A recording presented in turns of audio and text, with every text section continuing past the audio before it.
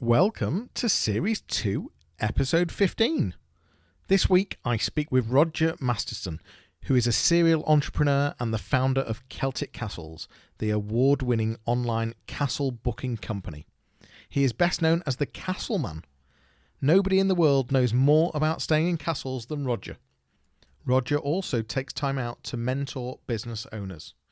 Starting out serving petrol at the age of 10, having to close a couple of companies and going through Marks & Spencer's management program, he has learnt a lot.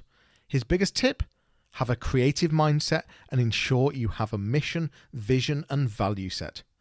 Enjoy, and thanks for being a fab listener. And of course, don't forget to subscribe. Welcome to the Johnny Ross Audio Experience. I'm Johnny Ross, founder and digital marketing strategist of Fleek Marketing. Each podcast I'll be bringing you an expert to inspire you, to give you some great business growth takeaways, and to get you thinking about marketing and the bigger picture of how businesses can improve, adapt and grow. I look forward to sharing this with you on each podcast, so here we go.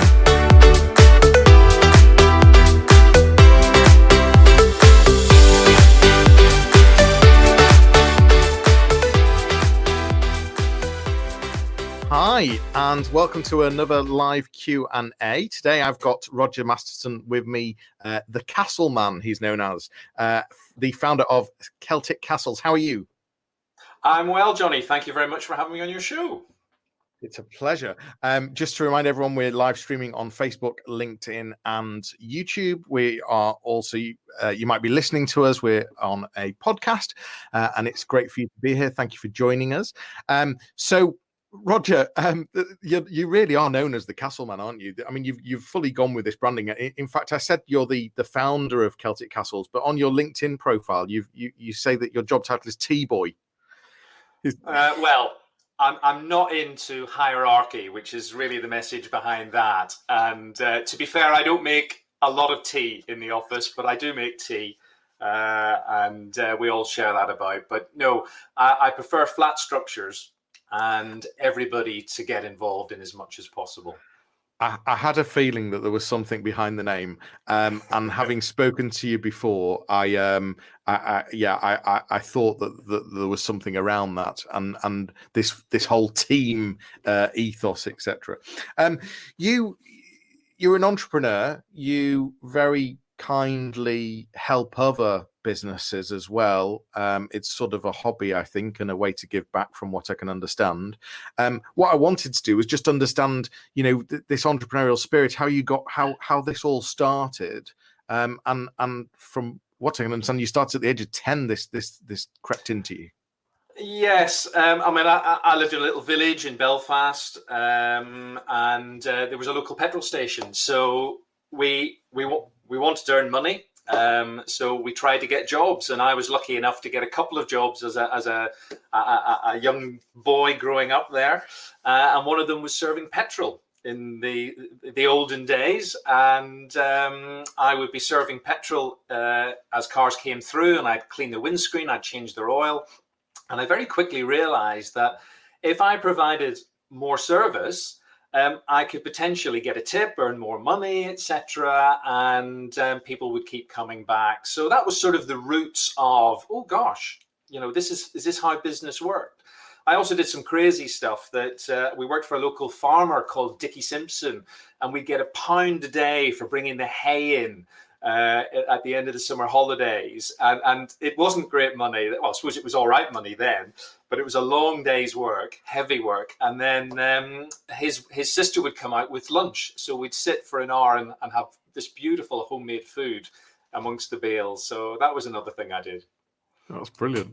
Just to remind people that are watching, you can ask questions with pleasure. So this is live. You can ask questions if you've got questions for Roger, or if you're listening, you can leave comments, and I can always come back to you and add further notes in the show notes. So you started out in the petrol station. It gave you that entrepreneurial. Yeah. I hear what you're saying. It taught you about is this how business works? You give more, you get more money back. I mean, that's an interesting concept, isn't it? But you then fell into retail. So how did the MS job come out? Well, in my sort of teenage years, I also set a couple of other businesses up, a window cleaning round and whatnot, and then eventually sold that. But I wanted to get away from Belfast, and I was looking for a job to do that. And sort of you had two routes. One was going into the forces, and you would do well there, but that was staying at home. And I wanted to get off the island. Not that I dislike Ireland at all. I love it, and any opportunity I have to get home, I want to get home.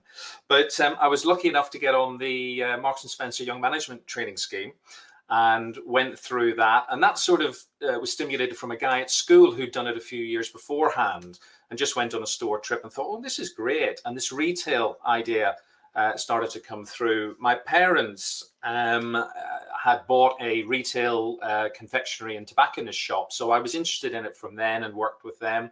And I wanted just to take it and learn a lot more. So that took me to Swansea, where I started in my first M&S store, and went down the commercial route of selling on the shop floor and then opening new stores and working abroad with them. So I learned a lot in M&S about how to market and place product, although a lot of it was being part of a system, which I think you'll be aware of with your retail background as well.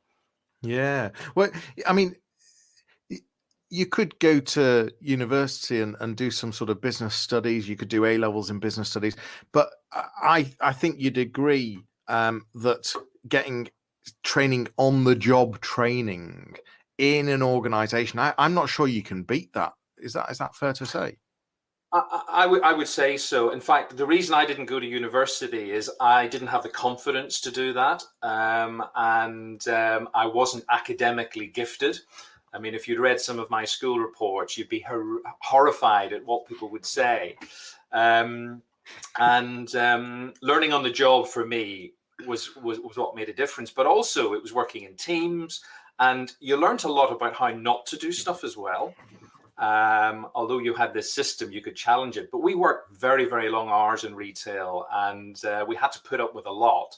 But that gave me a very, very solid grounding on, tips and techniques and the questions to ask, and how to understand how sales changed and what you could do to affect those.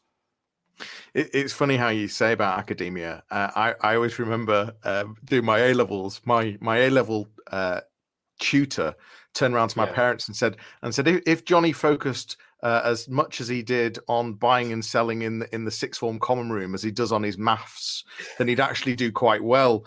But but there we go.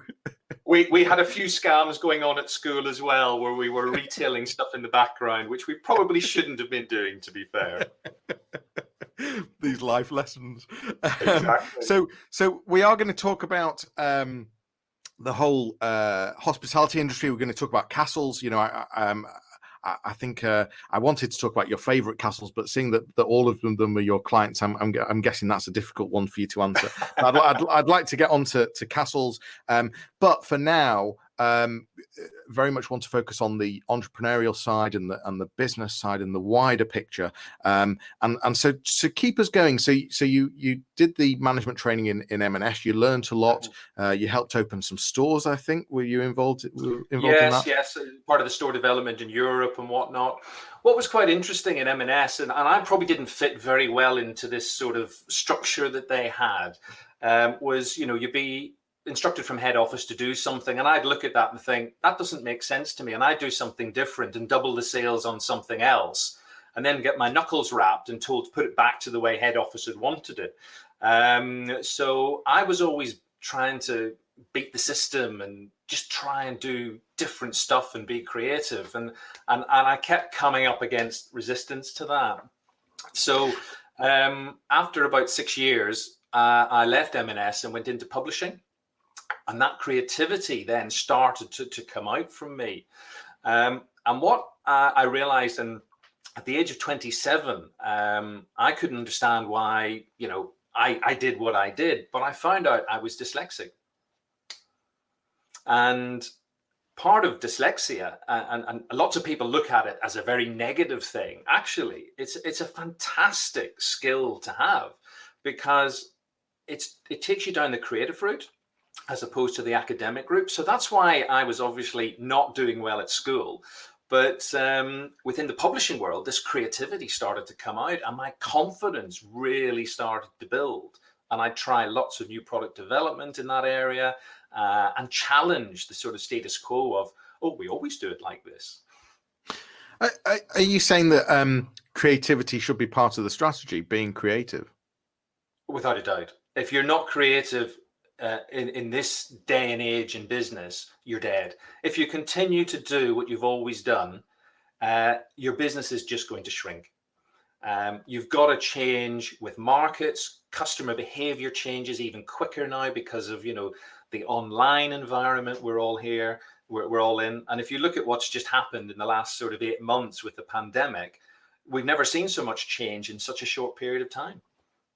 Yeah, I was doing a podcast only, I think 2 episodes ago, with talking about creativity and how it's totally part of the strategy. I'm wondering how you, Roger, how you what are your tips for staying creative and being creative? But before I go into that, I just want to quickly say Carl Williams has commented, dyslexia is his superpower, he says.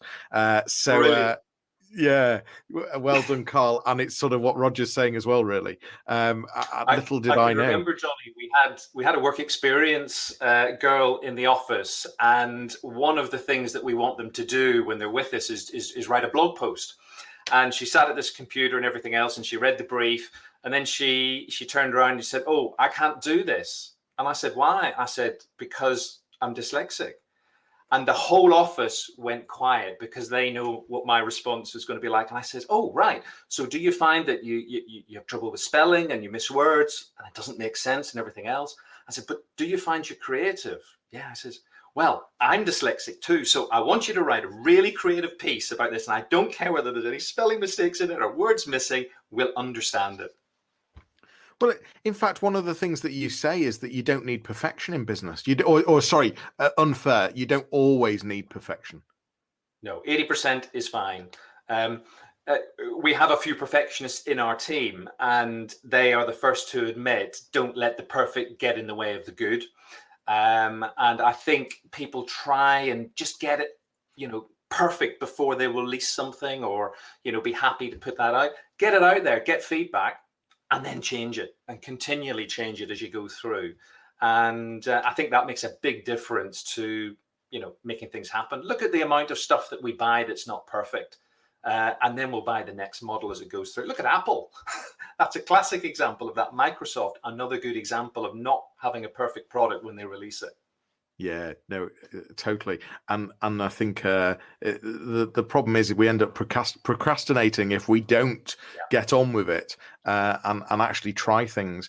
Carl was just saying dyslexia means he has to think about what he's doing and understand it, and ADHD means that he's got to understand something to accept it as well. So those are some of the challenges that are out there. But I guess it makes you think differently, which is always good. Totally. So what are your tips for being creative then? How do you, because I think it's difficult to say, right, you should just go and be creative. So how do you naturally bring these things into your business? Well, I think it's going on in my head all the time because I'm challenging things and asking questions. But I heard a lovely little antidote a few weeks ago, and it's get up at a different time every morning. So we all fall into habits. Don't get habits, just different time every morning. Have a different breakfast every day. Little things like that get your neurons to work in a slightly different way. Walk to work.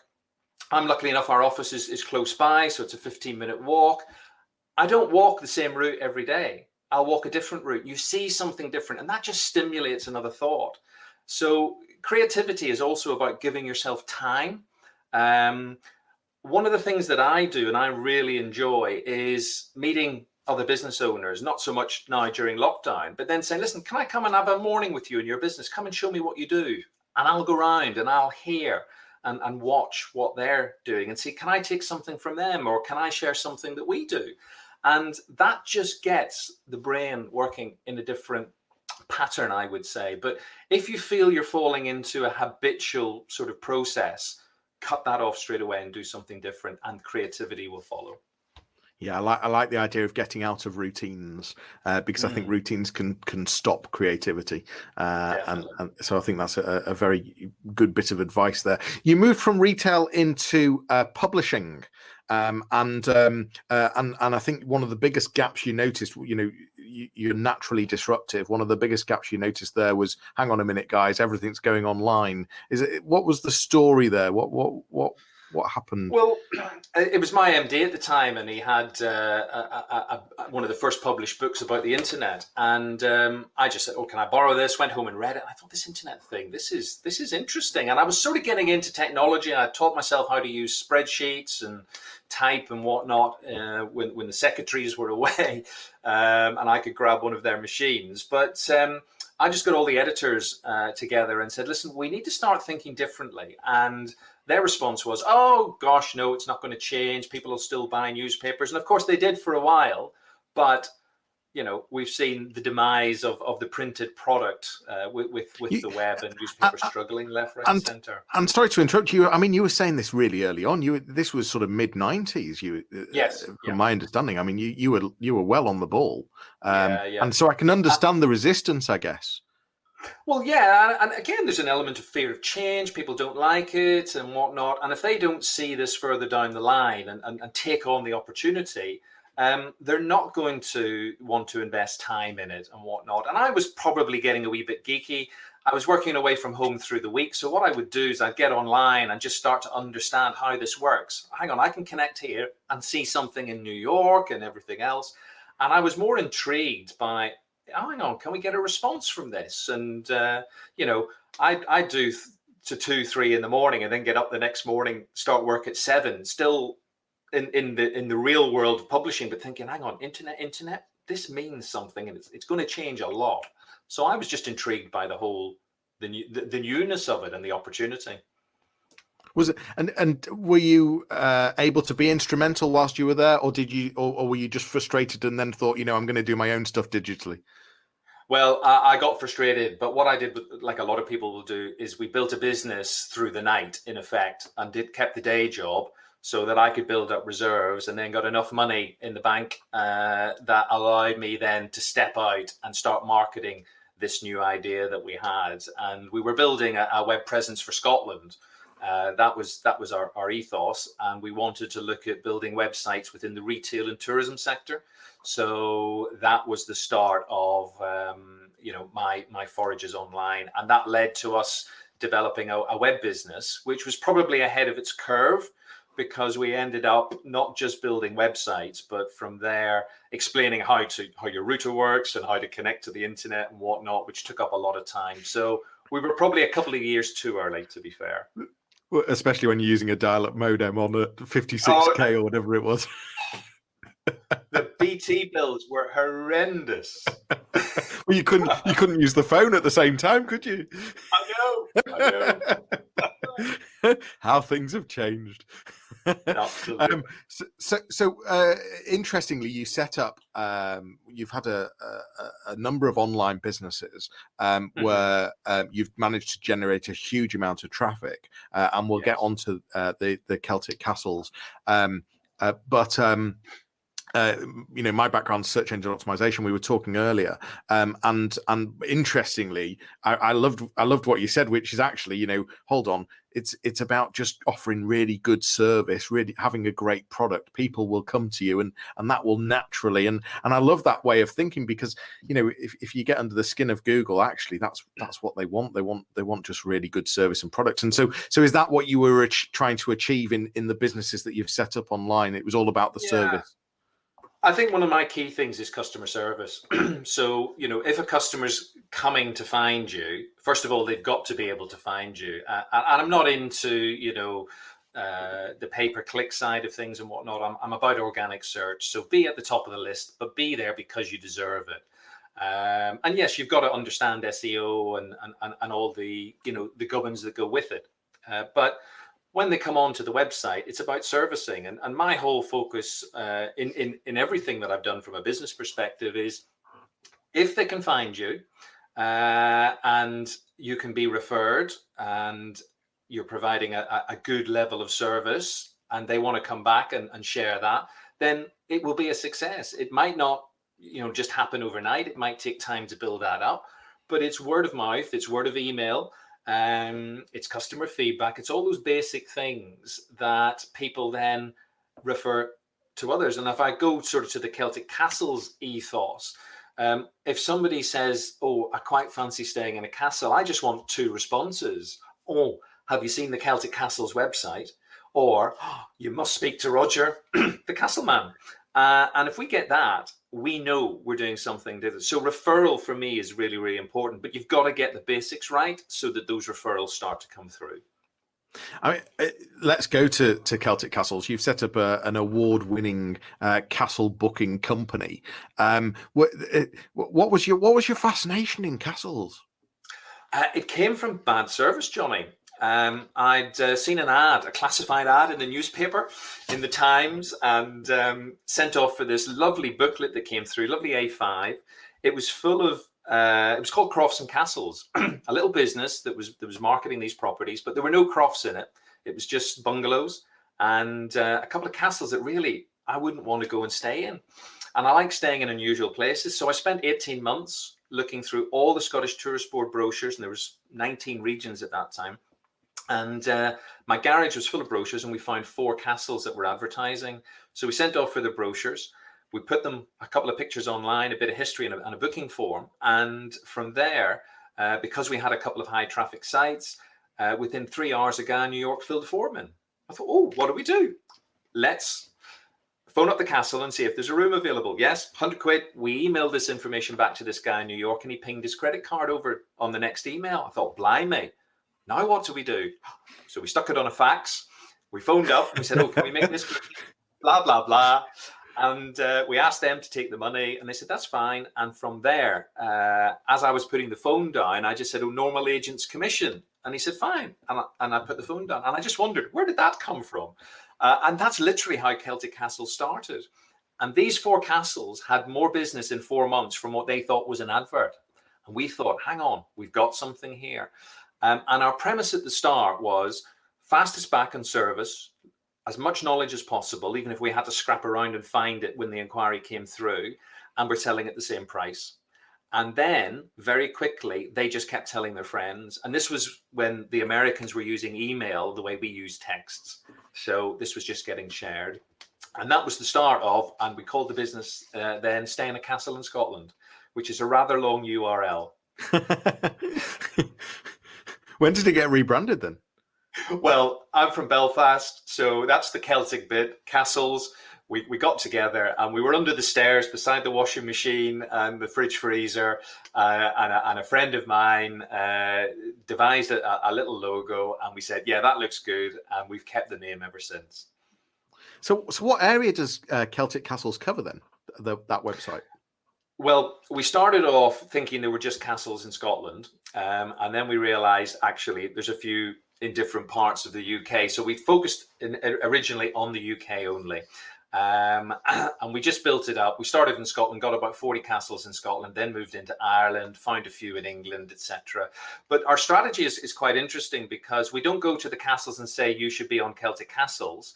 Because we're in the internet, we wanted them to be in that arena as well. So they had to find us first and then connect with us. Now, what they didn't know is we'd probably been to stay already. We knew this property, been watching what it was doing. We measure the feedback they get. So we know whether we want them or we don't want them, but we don't knock on their door to say, "Be part of us." Because again, strategically, if they want to be part of us, we can work better with them. And the business is about knowledge and relationships. We use technology to drive and let people see this stuff, but it's about what we know behind the scenes that helps convert the sale for the properties. Yeah, so I mean that's a great place to be if you can drive that demand. Alex Goldstein just commented exactly that, Roger. Client service and word of mouth is key. I mean, customer centric marketing, I think is really important. Having the customer at the focus. So you talked about feedback. How important is customer feedback? Well, it's interesting because I look at failure as feedback. We were talking about 80% earlier on. So failure is a great way to improve stuff. And we have failure as a negative connotation in the UK in business and in life in general. Education it starts with, and then takes us through the rest of our lives. But feedback is just, it's one of the nectars of business.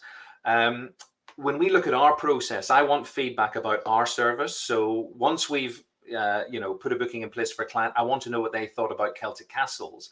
Then you want feedback about the experiences that they've had when they're coming away from the castle, and those two elements then come together. It's quite interesting. There's a lot of press at the moment about false feedback and the reviews that aren't real, etc., etc. We see everything as it comes through, and we monitor that, and we use that then to improve everything that we do. So feedback's important from customers. It's also important internally as well. So again, thinking about teams, I want the team to give me feedback and my other fellow directors, and I want to be able to give them feedback. So again, when I was talking about no hierarchies, it's about us all working together. And so feedback is a really big part of what we're all about. Going back a few steps, you talked about failure just then. We've both had to liquidate businesses. Just talk to me about some of the what you've learned, what the learning that you had from the businesses and the circumstances why you had to. I think that you were surprised in one of the businesses as what was going on behind the scenes. Yes. I think when I get involved with SMEs and I go around and I'm talking to other business owners, I'm shocked sometimes about how they don't measure the key stuff. I mean, classic things of, oh, I've just realized how much VAT I've got to pay or everything else. Well, you should know that. You should have monthly accounts and just get those basics in place so there's no surprises. But the element of sorry, I've lost my train of thought, Johnny. What was the question? No, it's fine because you just introduced something else that I wanted to ask anyway. I was going to say liquidating. It was liquidating the business. Yeah, but you talked about the accountant there, and I just want to step into that for a second because from what I understand, very very cleverly, I don't think there's such a word, but you decided to not just have your annual or your quarterly meeting with your accountant in a room for an hour. You went for a walk with them every quarter for a day. To really understand what accountants thought of businesses and how they worked with businesses. So very intuitive from quite an early age, I think, on really understanding how business works. Is that right? That's what you did? Well, that's I suppose part of the creative thinking. It's thinking outside the box, and one of this was stimulated through the sort of liquidation of this business. But I just thought, hang on, I can't afford to pay £300, £400, £500 a day for this advice. So why don't I pack a lunch up and I say, right, let's meet such and such, and we go out for a day and just walk and just chew the fat. But what I could do is learn loads about accountancy and what I should be looking for in a balance sheet or whatever it might be, and what I could learn from running the business.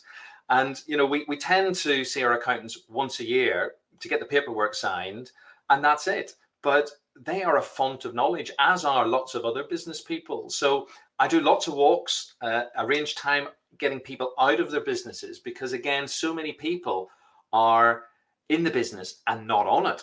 So they're operational all the time, and they can't take this time. And I was just thinking, well, why can't you just take a day out to come for a walk? And I found that fascinating because I could do that. But the liquidation side of a business, and you know exactly what this is like, it is the most horrendous place to be in when it happens. And that whole aspect of waking up and worrying and 5 o'clock in the morning. There was 2 books that I picked up when I was going through that, and it took about 2 years to sort this particular problem out. And it was Anthony Robbins' Awaken the Giant Within and Unlimited Power. So those are the 2 books that I dived into and just learned so much from that. I wasn't interested in going on an expensive course. I got it all from just reading those books, and that just started to give me ideas and options. But when you liquidate a company, you learn a lot about how to run a business and how not to run a business, and that failure element is where the learning comes from. So if I was to have to close something down now, no problem at all, quite happily step in and taking the responsibility to do it. It's not about running away and hiding from stuff. It's taking responsibility and taking action to carry that job through. And actually, it is a positive thing.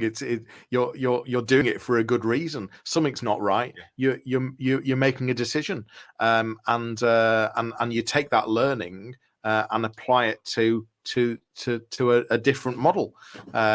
So I think that's really important. I think one of your tips you had, it's very simple, but you talked about taking people out of the business, but even if you're sort of having a meeting, just changing when you have a break, changing where people sit in the room. Yes. Really simple, but it changes the routine, mixes it up a bit, and just gets people thinking. So in the Celtic Castles business right now, of course, one of the things that I wanted to talk about was COVID, the pandemic. I'm assuming there must be quite a struggle for you and your clients right now. Is that fair to say? That would be very fair to say. I mean, obviously, it's like somebody just turned a tap off at the end of March and said, right, everybody's got to cancel. We've had to, close the office, develop remote working. I took on board the administration. I didn't want it to be too onerous on the team. I let them do all the comm side, but I was stamping the cancellations, and that is the most painful thing in the world to do. It's like just ripping up pound notes. And work that you'd spent 18 months putting together, just evaporating, and no guarantee that was ever going to come back. So I actually got myself in quite a negative space with that, taking it on board, and it got to the stage where I said, right, I've got to stop working at lunchtime and just get out. And I was sort of losing it a wee bit and just getting really, really, really down about the whole thing, and not being able to see where we didn't have a date to start again. What was it going to look like? And so much uncertainty. So I did a couple of things. I joined a Facebook group that grew flowers. I'm into gardening, so it was growing flowers to give away to people. So that was a lovely positive, and it was taking me away from the cancellations. And I also started woodwork. And I started to build bird boxes, of all things. And I really got into, how does this work? And I'm getting more exotic with what I'm producing. And also then redesign my back garden because I had a little bit of time. And slowly but surely, what happened was my energy levels started to come back up again. My creativity was really, really energized. And then I came back into the business like a whirlwind, and we people working remotely, and we started to come up with really new creative ideas. So we introduced 300 new castles, and I flipped an idea that I had in my head because we wanted experts in countries. I said, no, let's change that. Let's go and get the countries working with bookings coming through, and then we'll find the experts. So that's been quite energizing. And then we also looked at how do we introduce and find areas where we can, instead of relying on Google and word of mouth, how can we create an introducer system for quality people that can drive traffic and high net worth customers into this idea of having a castle experience. So the lockdown, although hard at the start, and it is still difficult because we've hardly taken any money this year, but we're still, or I am very optimistic, as are members of the team, about where this is going to go as soon as we start to come out of it. And obviously very positive to hear, the thoughts that there could be a vaccine on the horizon, and we're in a very strong position now for when this comes back to go through. But on saying that from a business perspective, you need to have resources in place to carry this through, because if we hadn't had the reserves, and a lot of businesses work from hand to mouth, if we hadn't had the reserves, we wouldn't be here today. It's about being able to have a strong recovery, isn't it? And you need those reserves to be able to achieve that. I mean, I guess that you've got quite a strong value set, and in fact very strongly in businesses have vision, values, missions. And to just tell me more about your value set, and I think probably how that's helped you ensure that you had reserves. Well, as part of any business, I believe that everyone should have a mission, purpose, and value element to it, so they understand what they're there for, really, and what's the why in their business. But I also take that then into my personal life as well. So I think personally we should all have a mission, purpose, and values. And when I look at my values, it's about freedom, choice, and security, and success falls in there as well. But it's probably part of those first three, and that's what I lead my sort of life by. And when I'm making decisions, I always come back to those values to see do those tie in, from a business perspective or a personal perspective, and how does that look, for the decision that's been made. I'll let you have. I'll let you have a drink. I'm getting you to talk too much. It's the values. You talked about freedom, choice, security, success. Yeah. Do they? Have you replicated them within the business? Are they very similar inside the business as well? In the business, our values would be respect for others, exceptional customer service, a passion for excellence, and then value for money. And value for money is probably my fifth value. But yeah, that's the business element. But as I say, when I bring it into my personal side of things, then that's what I sort of run my life by. But this is what the team would work to, and then I've got my personal ones. How are you managing to keep the team engaged? And it must be a very difficult time. I guess you're using things like furlough, but I guess, well, that was running out until very recently. So how do you keep the team? I mean, is the answer just money, or are you doing other things, or just sort of hope? And how are you keeping that ethos going? We're very lucky with the team, and I think we see the team as more family, and maybe they see that as well. But we've got a lot of really long service, so 16, 17, 18, 19 years. So that's part of our glue, but also as employers, it's about people. And Julie on the team, is fantastic at being our people person, and it is almost like family. We all look out for each other. We all support each other. I mentioned the feedback model earlier on. It's about us all working together for a common purpose, and that's where that's, I suppose, where the customer element comes in, because we share all of that whenever we get feedback. It's something we celebrate, and it's about us helping them to help us. They're clearly bought into, there's a bigger vision here as we get out of lockdown, or out of this pandemic, and there's a much bigger picture. Which countries have you managed to step into then recently? Would you believe it? The States. There are some castles in the States. Germany, Spain, Portugal, amongst others. So I'm continually starting to look at countries. I'm quite inspired to go into India. So I'd like to get in there, but as I say, we've swift that on the head. So we want to develop the traffic for these areas, and then we're going to look for experts within them to do, I suppose, what I do with my sort of Castleman hat on, to share that knowledge and experience of the properties. So it's been good fun, and we're looking forward to developing that further. Is it possible to even describe what it's like to stay in a castle? They're all unique. They're totally different. I mean, I love staying in them just for the experience. And of course, I suppose I've got that other thing that I want to be able to share that with customers that I speak to. But, I'll get up at 4 a.m. and just sit in the Great Hall, and just wonder, gosh, what happened here 400 years ago, etc. You see how people refurbish them.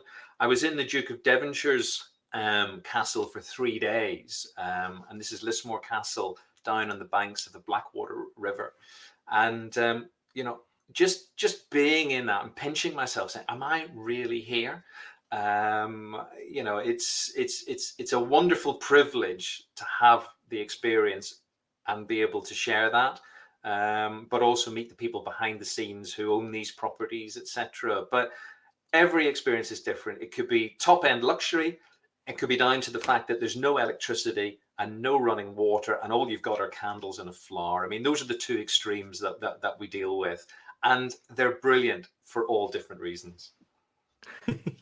I highly recommend checking out Celtic Castles for when things reopen, and seeing some of the great places you could stay.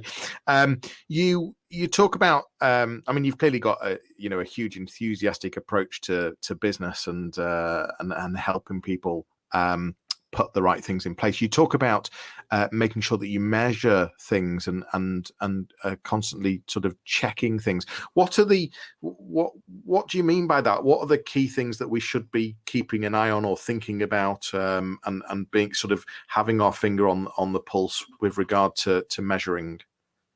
I think if you're running a website, we're looking at the sort of key volume stuff coming through, but for me, it's not about every detail. What I want to know on the website is how many forms have been filled in, the amount of communication between those, and then the conversion rate. So that's our sort of KPI. If you're looking at the statistics in the business, from the accountancy side of things, it's cash flow, it's, are people paying on time, etc., and just understanding the key parameters, and spend time, go on a course, read a book about it, and understand what are the key parameters that you need to look out for. And you can spot a lot on a balance sheet that will, lead you to, think about the right stuff further down the line. And it might be 6 months away, but you picked it up in March instead of August. So it's about getting easy, measurable stuff. Don't go OTT on it. I mean, I've been in publishing and, seen office fulls of statistics coming out, nobody ever looking at them. Get stuff that works for your business, and keep it simple. I'd worked with a photographer once and just got him to itemize where he was spending his time, what revenue was coming in, and the markets that he wanted to get into. And just by analyzing that on a spreadsheet over a couple of months, he was able to refocus where he put his energy and increase the profit he was bringing in on his business. And that's a key element. Know where you make your money so that you know where to put your resource. Every business, you'll get 80% of your revenue from 20% of your activity. So understanding where that activity is to generate the most profit is important, and it's worth taking time out just to understand that. Yeah, it's very important. One of your values is freedom, and you do get time to sort of sit in the garden and be creative and think, and that's something I really enjoy, and going for walks, etc. How have you managed to achieve that in the business? Is it through putting processes in place? Is the one thing, or is there something that you can say, this is what helped me have freedom from my business, to be able to stand back and trust that they can just get on with it? I think you've got to have a strong team to start with. They need to be trained. Processes are important. Them understanding the responsibility. We have monthly one-to-ones with our team members so that they understand the projects that they're involved in and their responsibility within the business. For me, it's actually about not being involved. I love to dive in, helicopter in, really get into detail, look at it, and then step out again. I like to support the team if they're looking after a specific project. But for me also, it's about not making it that easy for people to get hold of me, and not getting tied up all the time. So, not many people will have my mobile number. And if they want to get in touch with me, email I'll see all the time, but otherwise it's through the office, and then we'll arrange a time that works for me. So I'm not letting people eat into my time, which helps me manage the freedom that I sort of desire. How did you take the step to what made you realize that was a good thing, to stop being so available? How did you achieve that? Because I think there's a lot of people out there that would find that quite difficult to do. Trust, I suppose. You've got to trust the team will be able to deliver, and also if something goes wrong, that you're there to support as opposed to critique. and having that confidence that they're able to do that. I think I've been a busy fool in the past. I remember a classic in M&S when I was on the food section, chucking bread on a counter, and we'd had to open up all the tills. And, I'm still trying to fill this counter, and I looked and the queues had all gone. And if I just looked left, I could have taken 4 people off the counter and had it filled straight away. So that was one of the key lessons I learned in M&S. And it's just simple stuff like that. Stand back. It's smart. It's been smart. Yeah. I've found this conversation really fascinating, and it's great to see the knowledge that you've got and the enthusiasm that you've got around business, and what you've set up with the Celtic Castles. And no wonder you're called the Castleman. I think if anyone out there is wanting to find out more about castles, Roger is your man. So where would people find you online? I guess the website, but tell us more. Yeah, CelticCastles.com. That's our sort of main pivotal point. You can come in there. I'm obviously on all the social channels. We've got some links on the website. I'm on LinkedIn, etc. But yeah, just do a search on the Castleman, Celtic Castles, or my name, and I'll pop up, or the team will pop up. Roger, finally, on the you do enjoy helping businesses. Is there a particular type of business, or what's the attractive thing? What's the attractive type of business that would really you'd quite like to work with? I love the SME market. It can be any business, and for me, it's more about what I learn as well when I'm interacting or supporting these businesses, and it's about seeing other people succeed, and maybe if I can share a little nugget that helps them. I mean, the photographer was a classic. He instead of working on a sort of hand to mouth basis, I remember one January he just contacted me, says, "Listen, I've got enough money now to last till May," and I just thought, job done. I've changed that thinking. And he's benefited from that. So that to me, and we still keep in touch, which is lovely. And the thought that his life has changed as a result of that is what I get from it. So the SME market is what tickles me, really. I like it. Nigel Greenwood has said, great conversation, guys. Thank you. We're looking forward to some of the stuff Nigel's coming out with in the next few months as well. And he's very much about the customer. So yeah, that backs up what we've been talking about. Very much looking forward to seeing what Celtic Castles has for us in the coming year. So we'll be watching for that. Thanks so much again. Thanks for watching. Thanks for listening.